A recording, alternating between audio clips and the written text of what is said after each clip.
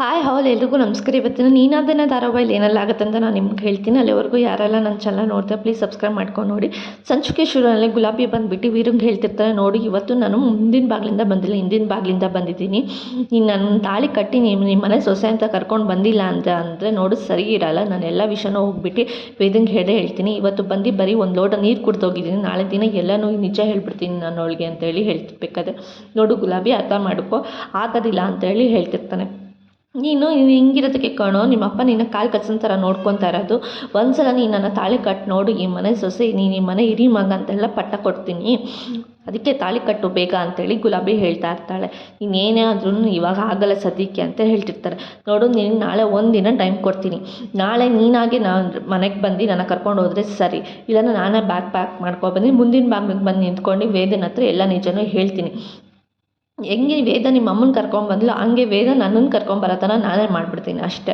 ನೋಡು ವಾರ್ನ್ ಮಾಡಿ ಹೇಳ್ತಿದ್ದೀನಿ, ಅರ್ಥ ಮಾಡ್ಕೊ ಅಂತೇಳಿ ಈ ಕಡೆ ಗುಲಾಬಿ ಹೇಳ್ತಾ ಇರ್ತಾಳೆ. ಅದಕ್ಕೆ ವೀರು ಹೇಳ್ತಿರ್ತಾನೆ, ನೀನು ಸ್ವಲ್ಪ ದಿನ ನಂಗೆ ಟೈಮ್ ಕೊಡು, ನನಗೆ ಇವಾಗಲೇ ಆಗೋದಿಲ್ಲ, ನೀನು ಹೇಳ್ದಂಗೆಲ್ಲ ನಾನು ಕುಣಿಯೋದಕ್ಕಾಗಲ್ಲ ಅಂತೇಳಿ ವೀರು ಹೇಳ್ತಿರ್ಬೇಕಾದ್ರೆ, ನೀನು ಕುಣಿಬೇಡ, ನೋಡು ನಾಳೆ ದಿನ ನೀನು ಬಂದಿಲ್ಲ ಅಂದರೆ ನಾನೇ ನಿನ್ನ ಕುಣಿಸ್ತೀನಿ ಅಷ್ಟೇ, ಇವತ್ತೇ ವಾರ್ನ್ ಮಾಡಿ ಹೇಳ್ತಿದ್ದೀನಿ, ನಾಳೆ ನೀನು ಬಂದೇ ಬರ್ತೀಯ ಅಷ್ಟೇ ಅಂತೇಳಿ ಈ ಕಡೆ ಹೇಳ್ತಾ ಇರ್ತಾಳೆ ಗುಲಾಬಿನೂ ಕೂಡ.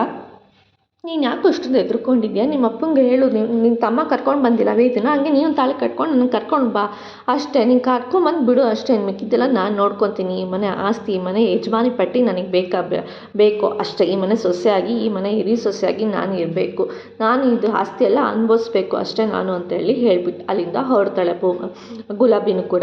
ಇವಳು ಇದನ್ನೆಲ್ಲ ಹೇಳಿದ್ದು ನೋಡಿ ಈ ಕಡೆ ವೀರು ಏನು ಮಾಡಬೇಕು ಅಂತಲೇ ಗೊತ್ತಾಗ್ತಾನೆ, ಅವನು ಕೂಡ ತಲೆ ಕೆಡ್ಸ್ಕೊಂಡು ಅವನು ಕೂಡ ಯೋಚನೆ ಮಾಡ್ತಾ ಇರ್ತಾನೆ. ಅದೇ ಟೈಮ್ಗೆ ಈ ಕಡೆ ವೇದನೂ ಕೂಡ ಆಚೆ ನಿಂತ್ಕೊಂಡು ವೇಟ್ ಮಾಡ್ತಾ ಇರ್ಬೇಕಾದ್ರೆ ಅವ್ರ ಅಕ್ಕನೂ ಕೂಡ ಬರ್ತಾಳೆ. ವೇದ ಹೇಗಿದೆಯಾ ಅಂತೇಳಿ ಕೇಳಿದಾಗ, ನಾನು ತುಂಬ ಚೆನ್ನಾಗಿದ್ದೀನಿ ಅಕ್ಕ, ನೀನು ಹೇಗಿದೆ ಅಂದರೆ ನಾನು ಚೆನ್ನಾಗಿದ್ದೀನಿ ಅಂತ ಅವಳು ಕೂಡ ಎಲ್ಲ ಹೇಳ್ತಾ ಇರ್ತಾಳೆ. ಹೆಂಗಿದೆ ಮನೆ ಪರಿಸ್ಥಿತಿ ಅಂತ ಕೇಳಿದಾಗ, ಅಯ್ಯೋ ಮನೆಯವರೆಲ್ಲರೂ ಪರವಾಗಿಲ್ಲ, ಈ ನನ್ನ ಗಂಡನ ನನ್ನ ಹತ್ರ ಮಾತಾಡ್ತಿಲ್ಲ ಅಂತೇಳಿ ಹೇಳ್ತಾ ಇರ್ತಾನೆ. ಯಾಕೆ ಏನಾಯಿತು ಅಂತ ಕೇಳಿದಾಗ, ಏನಿಲ್ಲ ಅವ್ರ ಅಮ್ಮನಿಗೆ ಕರ್ಕೊಂಡು ಬಂದಲ್ಲ ಸಡನ್ನಾಗಿ, ಅದಕ್ಕೆ ಅವನಿಗೆ ತುಂಬ ಕೋಪ ಬಂದುಬಿಟ್ಟಿದೆ ನನ್ನ ಮೇಲೆ ಅಂತೇಳಿ ಹೇಳ್ತಿರ್ತಾಳೆ.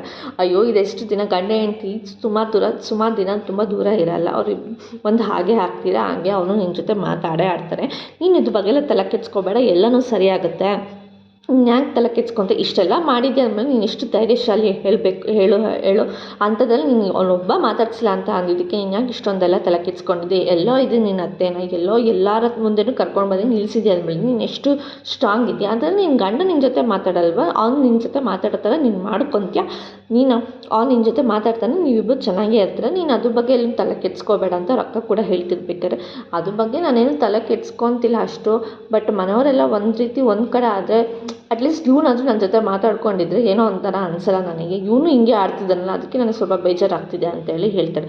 ಅಯ್ಯೋ ಅದ್ರ ಬಗ್ಗೆ ಎಲ್ಲ ತಲೆ ಕೆಡ್ಸ್ಕೊಬೇಡ, ಎಲ್ಲ ಸರಿಯಾಗುತ್ತೆ, ಎಲ್ಲ ನಾವು ಅಂದ್ಕೊಂಡಂಗೆ ಯಾವುದೂ ಆಗಲ್ಲ, ಅದು ಪಾಡಿಗೆ ಅದಕ್ಕೆ ಸ್ವಲ್ಪ ದಿನ ಟೈಮ್ ಕೊಡು, ಎಲ್ಲ ಅದಕ್ಕೆ ಪಾಡಿಗೆ ಅದು ಸರಿಯಾಗುತ್ತೆ, ಹೇಗಿದ್ರು ಮನೆಯವರೆಲ್ಲ ಸುಮ್ಮನೆ ಇದ್ಮೇಲಿಂದ ಅವನು ಸ್ವಲ್ಪ ದಿನ ಸುಮ್ಮನೆ ಆಗ್ತಾನೆ ನೋಡ್ತಾ ಅಂತೇಳಿ ಹೇಳ್ತಿರ್ಬೇಕಾದ್ರೆ ಅವಳು ಕೂಡ ಸರಿ ಅಂತ ಹೇಳ್ತಾಳೆ.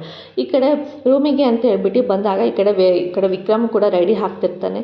ಆ ವಿಕ್ರಮ್ ಒಂದು ಸ್ವಲ್ಪ ಈ ಕಡೆ ತಿರುಗ್ತಿ ಅಂತ ಕೇಳಿದಾಗ, ನಾನು ಯಾಕೆ ತಿರುಗಬೇಕು, ನಿನ್ನ ಜೊತೆ ಮಾತಾಡೋದಿಲ್ಲ, ಹೋಗು ನೀನು ಇಲ್ಲಿಂದ ಅಂತ ಹೇಳ್ತಿರ್ತಾನೆ. ಯಾಕೆ ನನ್ನ ಜೊತೆ ಮಾತಾಡೋದಿಲ್ಲ, ನಾನೇನು ಮಾಡಿದೆ ನಿನಗೆ ಅಂತ ಕೇಳ್ತಿರ್ಬೇಕಾದ್ರೆ, ಮಾಡಿದ್ದಿಲ್ಲ ಇದು ಗನಂದಾರಿ ಕೆಲಸ ಅಂತ ಹೇಳ್ತಿರ್ಬೇಕಾದ್ರೆ, ನೋಡು ನೀನು ತಿರುಗಿ ಮಾತಾಡಿಲ್ಲ ಅಂದರೆ ನೋಡು ನನಗೆ ಕೆಟ್ಟ ಕೋಪ ಬರುತ್ತೆ ಅಂತ ಹೇಳ್ತಾರೆ. ಕೋಪ ತಾನೇ ಬರ್ಸ್ಕೊ ಹೋಗು ಅಂತೇಳಿ ಹೇಳ್ತಾ ಇರ್ತಾರೆ. ವಿಕ್ರಮ್ ಮಾತಾಡೋ ನನ್ನ ಜೊತೆ ನಾನೇನು ತಪ್ಪು ಮಾಡಿದ್ದೀನಿ ಹೇಳು ಅಂತ ಕರ್ಕೊಂಡ್ಬಂದು ಕೂರಿಸಿದ್ದಿಲ್ಲ, ದೊಡ್ಡ ತಪ್ಪನ್ನು, ಹಣೆ ಬರೋಣ ನಾನೀಗ ಅನುಭವಿಸ್ತಿದ್ದೀನಲ್ಲ ಅಂತ ಹೇಳ್ತಾರೆ. ಅದು ಹಣೆ ಬರ ಅಲ್ಲ, ಅವ್ರು ನಿಮ್ಮಮ್ಮ ಎಲ್ಲ ಇರೋರನ್ನ ಕರ್ಕೊಂಡ್ಬಂದು ನಿಲ್ಲಿಸಿದ್ದೀನಿ ಅಷ್ಟೇ, ನೀನು ಯಾಕೆ ಇಷ್ಟೆಲ್ಲ ಮಾತಾಡ್ತಿದ್ಯಾ ಅಂತೇಳಿ ಇಬ್ಬರು ಕೂಡ ಜಗಳ ಆಡ್ತಾ ಇರ್ತಾರೆ.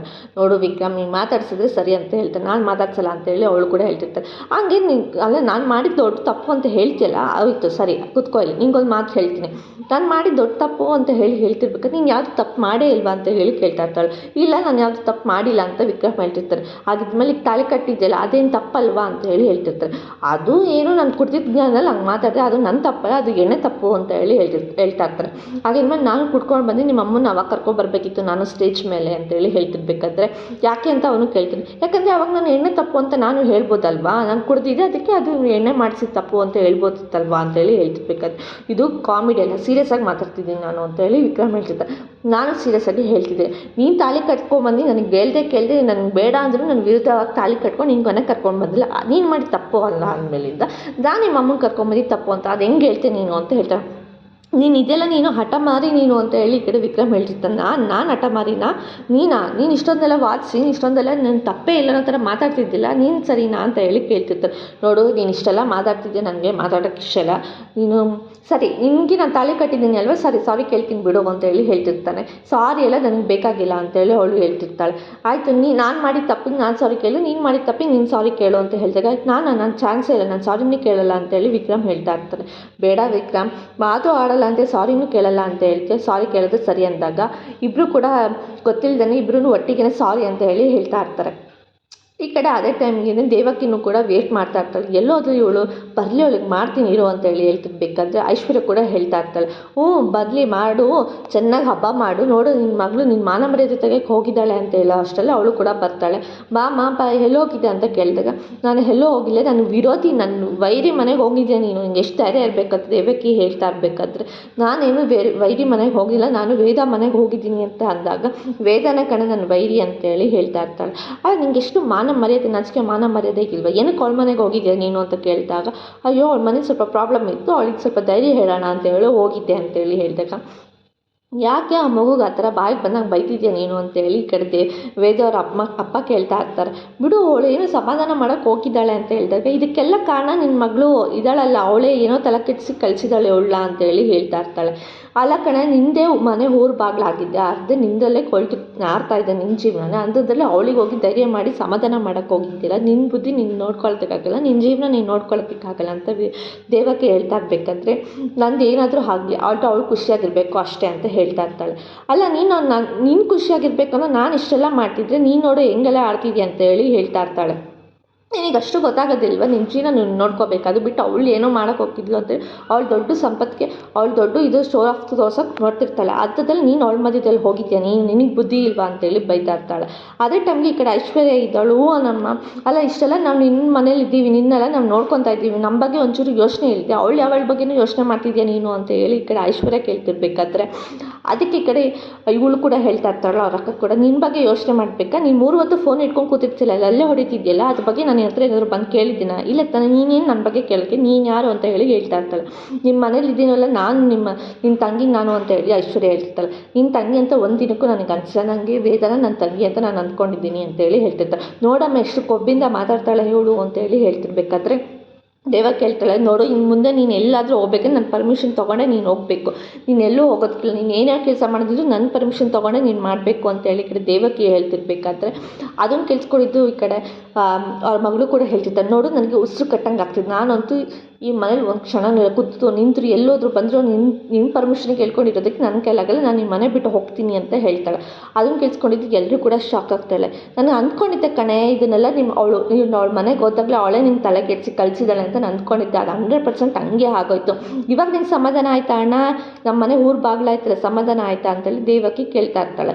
ಅದೇ ಈ ಕಡೆ ಶಕುಂತಲೂ ಕೂಡ ಕಾಫಿ ಮಾಡಬೇಕು ಅಂತ ಹೇಳ್ಬಿಟ್ಟು ಅಡುಗೆ ಮನೆಯಲ್ಲಿ ಕಾಫಿ ಮಾಡ್ತಾ ಇರಬೇಕಾದ್ರೆ ಈ ಕಡೆ ಡೈನಿಂಗ್ ಟೇಬಲ್ ಮೇಲೆ ಕೂತ್ಕೊಂಡು ವೈಶು ಮತ್ತು ವೇದನೂ ಕೂಡ ಹೇಳ್ತಾ ಇರ್ತಾರೆ, ಅಮ್ಮ ಕಾಫಿ ತುಂಬ ಘಮ ಘಮ ಅಂತ ಸ್ಮೆಲ್ ಬರ್ತಿದೆ, ಎಷ್ಟೊತ್ತು ವೇಟ್ ಮಾಡಬೇಕು, ಬೇಗ ಬನ್ನಿ ಅಂತ ಹೇಳಿ ಈ ಕಡೆ ವೇದ ಕೂಡ ಕರೀತಾ ಇರ್ತಾಳೆ.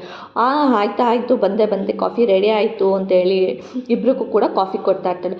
ವಾವ್ ಅಮ್ಮ, ಏನು ಸಖತ್ತಾಗಿ ಮಾಡಿದ್ದೀರ, ಆ ಸ್ಮೆಲ್ಗೂ ಈ ಕಾಫಿ ಕುಡಿತಿರೋದು ನನಗೊಂದು ಸಿಕ್ಕಾಪಟ್ಟೆ ಇಷ್ಟ ಆಯಿತು, ನೀವು ಇಷ್ಟೊಂದು ಚೆನ್ನಾಗಿ ಮಾಡ್ತೀರ ಅಂತ ನನಗೆ ಗೊತ್ತಿರಲಿಲ್ಲ ಅಂತ ಅಂದಾಗ, ಹೌದು ಅಲ್ಲ ಇಷ್ಟೊಂದು ಕಾಫಿ ಚೆನ್ನಾಗಿ ಮಾಡ್ತಾರೆ ಅಂತ ನೀನು ಅಂದ್ಕೊಂಡಿದ್ದೆ ಅಲ್ಲ, ನಾನು ಮಾಡೋ ಕಾಫಿ ನೋಡ್ಬಿಟ್ಟು ನೀನು ಕಳೆದೇ ಹೋಗ್ತೀಯ ವೇದ ಅಂತ ಹೇಳಿ ಹೇಳ್ತಿರ್ತಾಳೆ. ಹಂಗಾದ್ರೆ ಅಷ್ಟು ಚೆನ್ನಾಗಿ ನೀನು ಮಾಡ್ತೀಯ ಅಂತ ಹೇಳಿ ವೈಶು ಕೇಳ್ತಿರ್ಬೇಕಾದ್ರೆ, ಇಲ್ಲ ಅಷ್ಟಕ್ಕೆ ಕೆಟ್ಟದಾಗಿ ಮಾಡ್ತೀನಿ, ಅದಕ್ಕೆ ನೀನು ಕಳೆದೋಗ್ತೀಯ ಅಂತ ಹೇಳಿ ಹೇಳ್ತಿರ್ತಾಳೆ. ಅದಕ್ಕೇ ಈ ಕಡೆ ಶಕುಂತಲನೂ ಕೂಡ ಹೇಳ್ತಿರ್ತಾಳೆ, ಈ ಮನೇಲಿ ಈ ಥರ ಖುಷಿಯಾಗೂ ನೋಡಿ ಎಷ್ಟು ದಿನ ಆಗೈತೆ, ಎಷ್ಟು ವರ್ಷ ಆಗೈತೆ, ಇದಕ್ಕೋಸ್ಕರ ನಾನು ಎಷ್ಟು ತಪಸ್ಸು ಮಾಡಿದೆ, ಎಷ್ಟು ಆಸೆ ಇಟ್ಕೊಂಡಿದ್ದೆ ಗೊತ್ತಾ ಅಂತ, ಇವಾಗ ಆಸೆ ಎಲ್ಲ ನೆರವೇರ್ತಿದೆ ಅಂತೇಳಿ ಹೇಳ್ತಾ ಇರ್ತಾಳೆ. ಅಲ್ಲ ಅಮ್ಮ, ಇವಳಿಗೆ ಒಂಚೂರು ಕಾಫಿ ಟೀ ಏನೂ ಮಾಡೋಕ್ಕೆ ಬರಲ್ಲ ಅಂತ, ಹಂಗಾದ್ರೆ ನೀನು ಮದುವೆ ಆಗಿ ನಿನ್ನ ಮನೆಗೆ ಹೋದಾಗ ಎಲ್ಲರೂ ಕೇಳಲ್ವಾ, ಅಂದರೆ ನೀವು ಬಯಸ್ಕೊಳಕ್ಕೆ ರೆಡಿ ಇರಿ ಅಮ್ಮ, ಇವಳಿಗೆ ಊಟ ತಿಂಡಿ ಏನೂ ಮಾಡೋದಕ್ಕೆ ಬರಲ್ಲ ಅಂತ ಅಂದಾಗ ಅವಾಗ ನಿಮಗೆ ಬಂದು ಬೈತಾರಲ್ವಾ ಅಂತೇಳಿ ಹೇಳಿದಾಗ, ಆ ಥರ ಏನಿಲ್ಲ, ಆ ಥರ ಏನೂ ಅನ್ನಲ್ಲ ಅಂತೇಳಿ ಈ ಕಡೆ ಶಕುಂತಲಾನು ಕೂಡ ಹೇಳ್ತಾ ಇರ್ತಾಳೆ. ಹಾಗೇನು ಅನ್ನಲ್ಲ ಅಂತ ಅಂದಮೇಲಿಂದ ನೀವು ಡೈಲಿ ಅವಳಿಗೆ ಅಡುಗೆ ಮಾಡೋದು ಹೇಳ್ಕೊಡಿ ಅಂತ ಹೇಳ್ತಾ ಇರ್ತಾಳೆ. ಅದಕ್ಕೇ ಶಕುಂತಲ ಇದ್ದಳು, ಇನ್ಮೇಲಿಂದ ನೀನೇ ಅವಳಿಗೆ ಅಡುಗೆ ತಿಂಡಿ ಏನು ಮಾಡಿದ್ರು ಹೇಳ್ಕೊಡಿ, ಯಾಕಂದರೆ ಗಂಡನ ಮನೆಗೆ ಹೋದಾಗ ಯಾರು ಅಡುಗೆ ಮಾಡಿದ್ದು ಅಂತ ಹೇಳಿದಾಗ ನಿನ್ನ ಹೆಸರು ಹೇಳ್ಬೇಕಲ್ವ, ಹಾಗಾಗಿ ಅವಳಿಗೆ ಆ ಥರ ಹೇಳ್ಕೊಡು ಅಂತ ಅಂದಾಗ, ಅಂದರೆ ನಾನು ಕಾಲೇಜ್ಗೆ ಹೋಗಲ್ಲ ಇನ್ಮೇಲಿಂದ ಅಡುಗೆ ಮಾಡೋದೇ ಕಲ್ತ್ಕೊತೀನಿ ಅಂತ ಹೇಳ್ತಾ ಇರ್ತಾಳೆ. ಅದಕ್ಕೆ 3 ಜನ ಕೂಡ ನಗ್ತಾ ಇರ್ತಾರೆ. ಈ ಕಡೆ ಗುಲಾಬಿ ಕೂಡ ರೋಡಲ್ಲಿ ಹೋಗ್ತಾ ಇರ್ಬೇಕಾದ್ರೆ ವೀರು ಕೂಡ ಬರ್ತಾನೆ. ಬಂದ್ಬಿಟ್ಟು ಕೈ ಹಿಡ್ದು ಹೇಳ್ಕೊತಾನೆ, ಹೋ ನೀನಾ ಅಂತ ಹೇಳಿ ಗುಲಾಬಿ ಅವನನ್ನು ಗುರಾಯಿಸ್ಕೊಂಡು ನೋಡ್ತಿರ್ಬೇಕಾದ್ರೆ, ಏನಕ್ಕೆ ನಿಮ್ಮ ಮನೆಗೆ ಹೋಗ್ತಾ ಇದ್ದೀನಿ ಅಂತ ಹೇಳ್ಬಿಟ್ಟು ಬಂದಿದ್ಯಾ, ಅವತ್ತೊಂದಿನ ನಿಮ್ಮ ಮನೆಗೆ ಹೋಗಿ ಒಂದು ಲೋಟ ನೀರು ಕುಡ್ದಕ್ಕೆ ನೀನು ಇಷ್ಟೊಂದೆಲ್ಲ ಹುರ್ಕೊಂಡಿದ್ದಿಲ್ಲ, ತಾಳಿ ಕಟ್ತೀನಿ ನಿನ್ನ ಜೊತೆ ಇರ್ತೀನಂತೆ ಇಷ್ಟು ದಿನ ವರ್ಷ ನನ್ನ ಯಾಮಾರಿಸ್ಕೊಂಡು ಬಂದರೆ ನನಗೆ ಇನ್ನು ಹೆಂಗಾಗಿರ್ಬೋದು ಹೇಳು ಅಂತ ಹೇಳ್ತಾ ಇರ್ತಾಳೆ. ನೀನು ಹೋಗಿ ಅವಳ ಹತ್ರ ಹೋಗಿ ಏನು ಹೇಳ್ತಿ ಅಂದಾಗ, ನಮ್ಮ ಹತ್ರ ಇರೋ ಫೋಟೋಸ್ನೆಲ್ಲ ತೋರಿಸ್ತೀನಿ ಅವಳಿಗೆ, ಅವಾಗ ಗೊತ್ತಾಗುತ್ತೆ ವೇದಂಗೆ ಅಂತ ಅಂದಾಗ, ಯಾವ ಫೋಟೋಸ್ ತೋರಿಸು ಅಂತ ಅಂದಾಗ, ಹೌದಾ ಒಂದು ನಿಮಿಷ ಇರು ಅಂತ ಹೇಳ್ಬಿಟ್ಟು ಅವಳು ಮೊಬೈಲ್ ಕೊಟ್ಟಾಗ ಅವಳು ಮೊಬೈಲಲ್ಲಿ ಇದ್ದಿದ್ದೆಲ್ಲ ಫೋಟೋಸು ತೋರಿಸ್ತಾ ಇರ್ತಾಳೆ. ಇದು ಸಕಲೇಶ್ಪುರದಲ್ಲಿ ತೆಗೆದಿದ್ದು, ಇದು ಗೋವಾದಲ್ಲಿ ತಗೊಂಡಿದ್ದು ಅಂತೆಲ್ಲ ತೋರಿಸ್ತಿರ್ತಾಳೆ. ಈ ಫೋಟೋ ಒಂದು ಸಾಕು ನೋಡು ತೋರಿಸೋದಕ್ಕೆ ಅಂತ ಅಂದಾಗ ಅವನು ಕೂಡ ಡಿಲೀಟ್ ಮಾಡೋಕ್ಕೆ ಹೋಗ್ತಾ ಇರ್ತಾರೆ. ನೀನು ಎಷ್ಟಂತ ಡಿಲೀಟ್ ಮಾಡ್ತೀಯ, ಲ್ಯಾಪ್ಟಾಪಲ್ಲಿ ಡೆಸ್ಕ್ಟಾಪಲ್ಲಿ ಎಲ್ಲದಲ್ಲೂ ಇಟ್ಟಿದ್ದೀನಿ, ಅದೆಲ್ಲ ಡಿಲೀಟ್ ಮಾಡೋಕ್ಕಾಗುತ್ತೆ ನಿನ್ನ ಕೈಯಲ್ಲಿ ಅಂತ ಹೇಳ್ತಾ ಇರ್ತಾಳೆ. ಅದಕ್ಕೇ ಅಲ್ಲ ನಿನ್ಗೆ ಒಂದ್ಸಲ ಹೇಳಿದ್ರೆ ಬುದ್ಧಿ ಅರ್ಥ ಆಗಲ್ವ ಅಂತ ಹೇಳಿ ವೀರು ಬೈತಾ ಇರ್ತಾನೆ. ನೀನು ಏನಾದರೂ ಮಾಡ್ಕೊ, ನೀನು ಹೆಂಗಾದ್ರೂ ಇರು, ನಾನಂತೂ ವೇದನ ಕಡೆಯಿಂದನೇ ಹೋಗ್ತೀನಿ, ನಾನು ಆ ಮನೆ ಸೊಸೆಯಾಗಿ ಹೋಗ್ತೀನಿ, ನೀನು ನನಗೆ ತಾಳಿ ಕಟ್ತೀಯ. ವೇದ ಆ ಮನೆಗೆ ನಾನು ಸೊಸೆಯಾಗಿ ಕರ್ಕೊಂಡು ಹೋಗ್ತಾಳೆ. ಆವಾಗ ನಿಮ್ಮ ಅಮ್ಮನ ಜೊತೆ ನಾನು ಚೆನ್ನಾಗಿರ್ತೀನಿ, ವೇದನ ಜೊತೆನೂ ಚೆನ್ನಾಗಿರ್ತೀನಿ, ಇನ್ನು ಸ್ವಲ್ಪ ದಿನದಲ್ಲಿ ನಿಮ್ಮ ಅಪ್ಪನೂ ನಾನು ತಾಳಿಗೆ ತಕ್ಕಂತೆ ಕುಣಿಯೋ ಥರ ಮಾಡ್ತೀನಿ. ಅವಾಗ ಎಲ್ಲರೂ ಸೇರಿಕೊಂಡು ಒಂದು ಫ್ಯಾಮಿಲಿ ಫೋಟೋ ತಗೊಂಡ್ರೆ ಹೆಂಗಿರುತ್ತೆ ಹೇಳು, ಸಕ್ಕತ್ತಾಗಿರುತ್ತೆ ಅಲ್ವಾ. ಇದು ಹಗ್ಲು ಕನಸು ಕಾಣಬೇಡ ನೀನು ಅಂತ ಹೇಳ್ತಿರ್ತಾಳೆ. ನಾನು ಹಗಲು ಕನಸು ಕಾಣ್ತಿಲ್ಲ, ನಾನು ಏನು ಕನಸು ಕಾಣಿ ಅದೆಲ್ಲ ನೆರವೇರಿಸೋ ಶಕ್ತಿ ನನಗಿದೆ, ನೆರವೇರಿಸ್ಕೊತೀನಿ, ನನಗೆ ಇಷ್ಟ ಬಂದಾಗ ನಾನು ಮಾಡ್ಕೊತೀನಿ, ಒಟ್ಟಿನಲ್ಲಿ ನೀನು ರೆಡಿಯಾಗಿರು, ನಾನು ಆ ಮನೆ ಸೊಸೆಯಾಗಿ ಬರ್ತೀನಿ ಅಂತ ಹೇಳಿ ಅಲ್ಲಿಂದ ಹೊರಟೋಗ್ತಾಳೆ. ಈ ಕಡೆ ಶೆಟ್ರು ಕೂಡ ವೇಟ್ ಮಾಡ್ತಾ ಇರ್ತಾರೆ. ಈ ಕಡೆ ಶೆಟ್ರು ಕೂಡ ಹೇಳ್ತಾ ಇರ್ತಾರೆ, ನೀನು ನನಗೆ ಮೋಸ ಮಾಡಿಬಿಟ್ಟೆ ಅಂತ ಹೇಳ್ಬಿಟ್ಟು ಈ ಕಡೆ ದಾಮೋದರ್ಗೆ ಹೇಳ್ತಿರ್ಬೇಕಾದ್ರೆ, ನಾನೇನು ಮೋಸ ಮಾಡಿದೆ ಶೆಟ್ರೆ ಅಂತ ಹೇಳ್ತಿರ್ಬೇಕು, ನೀನು ನಮ್ಗೆ ಒಂದೇ ಒಂದು ಚಾನ್ಸ್ ಕೊಡಿ ಅಂತ ಹೇಳಿ ಈ ಕಡೆ ದಾಮೋದರ್ಗೆ ಹೇಳ್ತಿರ್ಬೇಕಾದ್ರೆ, ಚಾನ್ಸ 1 ಪೈಸನೂ ನೀನಿಗೆ ಕೊಡಲ್ಲ, 1 ನಯ ಪೈಸನೂ ನಿನಗೆ ಬೆಲೆ ಇಲ್ಲ ಇಲ್ಲಿ ಅಂತ ಹೇಳ್ತಿರ್ತಾರೆ. ಅಲ್ಲ ಏನೋ ಗೊತ್ತಿಲ್ಲದೆ ಆಗಿರೋ ತಪ್ಪಿಗೆ ಯಾಕೆ ಇಷ್ಟೊಂದೆಲ್ಲ ನನಗೆ ಇಷ್ಟೊಂದು ಹಿಂಸೆ ಕೊಡ್ತಿದ್ದೀರಾ ಅಂತ ಶೆಟ್ರು ಕೇಳ್ತಿರ್ಬೇಕು. ಗೊತ್ತಿಲ್ಲದೆ ಆಗಿರೋ ತಪ್ಪು ನಿಂದೇ ಆಗಿರ್ಬೋದು, ಆದರೆ ಮಾನ ಮರ್ಯಾದೆ ಹೋಗಿರೋದು ನಂದು, ನನಗೆ ಎಷ್ಟು ಮಾನ ಮರ್ಯಾದೆ ಹೋಗಿದೆ ಗೊತ್ತಾ ಆಚೆ ಜನದಲ್ಲಿ ನಿನ್ನ ಜೊತೆ ಇರೋದಕ್ಕೆ ಅಂತೇಳಿ ಹೇಳ್ತಿರ್ತಾರೆ. ಅಲ್ಲ ಇಷ್ಟು ವರ್ಷದಿಂದ ನಾನು ನಿಮ್ಮ ಜೊತೆ ನಿಯತ್ತಿನ ಕೆಲಸ ಮಾಡ್ತಿದ್ದೀನಿ, ಅದಕ್ಕಾದ್ರೂ ಒಂದು ಬೆಲೆ ಇಲ್ವಾ ಅಂತೇಳಿ ಹೇಳ್ತಿರ್ತಾರೆ. ನೀನು ಮಾಡಿರೋ ಕೆಲಸಕ್ಕೆ ಬೆಲೆ, ನೀನು ಮಾಡಿರೋ ಕೆಲಸಕ್ಕೆ ಬೆಲೆ ಇದ್ದರೂ ಇರ್ಬೋದು, ಆದರೆ ನಿನಗಂತೂ ಒಂದು ಲೀಡು ನಾನು ನಿನಗೆ ಕೊಡಲ್ಲ ಅಂತೇಳಿ ಹೇಳ್ತಿರ್ತಾರೆ. 1 ಡೀಲು ನಿನಗೆ ಕೊಡೋದಿಲ್ಲ ಅಂತ ಹೇಳ್ತಿರ್ಬೇಕಾದ್ರೆ, ಒಂದು ಡೀಲ್ ಕೊಟ್ಟು ನೋಡಿ ಪ್ಲೀಸ್, ನಾನು ಏನು ಅಂತ ಪ್ರೂವ್ ಮಾಡ್ಕೊತೀನಿ ಅಂತೇಳಿ ಹೇಳ್ತಿರ್ತಾರೆ. ನೋ ಚಾನ್ಸ್, ನಿನಗೆ ಒಂದು ಇದು ಕೊಡೋನು ನಾನು ನಿನಗೆ ಕೊಡಲ್ಲ, ನೀನು ಇಷ್ಟು ವರ್ಷದಿಂದ ಕೆಲಸ ಮಾಡಿದ್ಯಾ, ಇಷ್ಟು ದಿನದಿಂದ ನಿಯತ್ತಾಗಿದೆಯಾ ಅನ್ನೋದಕ್ಕೆ ನಿನಗೆ ಏನು ಮಾಡಬೇಕು ಅಂತಲೇ ನನಗೆ ಗೊತ್ತಾಗ್ತಿಲ್ಲ, ಆದರೂ ಇರು ಒಂದು ನಿಮಿಷ, ನೀನು ಇಷ್ಟು ದಿನದಿಂದ ನನ್ನ ಜೊತೆ ನಿಯತ್ತಾಗಿದೆಯಲ್ಲ, ಅದಕ್ಕೇನಾದರೂ ಒಂದು ಕೆಲಸ ಮಾಡ್ತೀನಿ ಅಂತ ಹೇಳ್ಬಿಟ್ಟು ಅಲ್ಲಿ ಪರ್ಸಲ್ಲಿ ಇಲ್ಲಿರೋದು ₹2 ತೊಗೊಂಡು ಬಂದುಬಿಟ್ಟು ಅವನ ಹತ್ರ ತೋರಿಸ್ತಾರೆ. ನೋಡು ನೀನು ಇಷ್ಟು ವರ್ಷದಿಂದ ನನ್ನ ಹತ್ರ ನಿಯತ್ತಾಗಿದೆ ನೋಡು, ಅದಕ್ಕೆ ₹2 ಬೆಲೆ ಅಷ್ಟೇ ನಿನಗೆ ತಗೋ ಅಂತ ಹೇಳ್ಬಿಟ್ಟು ಅವ್ನ ಮುಖದ ಮೇಲೆ ಎಸ್ದುಬಿಟ್ಟು ಅವನು ಅಲ್ಲಿಂದ ಹೊರಟೋಗ್ತಾನೆ. ಅದನ್ನು ನೋಡಿ ಅವನಿಗೆ ತುಂಬ ಬೇಜಾರಾಗ್ತಿರುತ್ತೆ, ತುಂಬ ಕೋಪ ಬರ್ತಿರುತ್ತೆ, ಅವನಿಗೆ ಹೊಡೆಯೋಷ್ಟು ಕೋಪ ಬರ್ತಿರುತ್ತೆ. ಆದರೆ ಆ ನೋಟ್ ಇಟ್ಕೊಂಡು ಅವ್ನು ಏನು ಮಾಡಬೇಕು ಅಂತೇಳಿ ಯೋಚನೆ ಮಾಡ್ಕೊಂಡು ಆ ನೋಟ್ನೇ ನೋಡ್ಕೊಂಡು ನಿಂತಿರ್ತಾನೆ. ಇವತ್ತಿನ ಸಂಚಿಕೆಗೆ ಮುಕ್ತಾಯ ಆಯಿತು. ನಾಳಿನ ಸಂಚಿಕೆಯಲ್ಲಿ ಏನಾಯಿತು ಅಂತ ಹೇಳ್ತೀನಿ. ಅಲ್ಲಿವರೆಗೂ take care, bye bye, thanks for watching.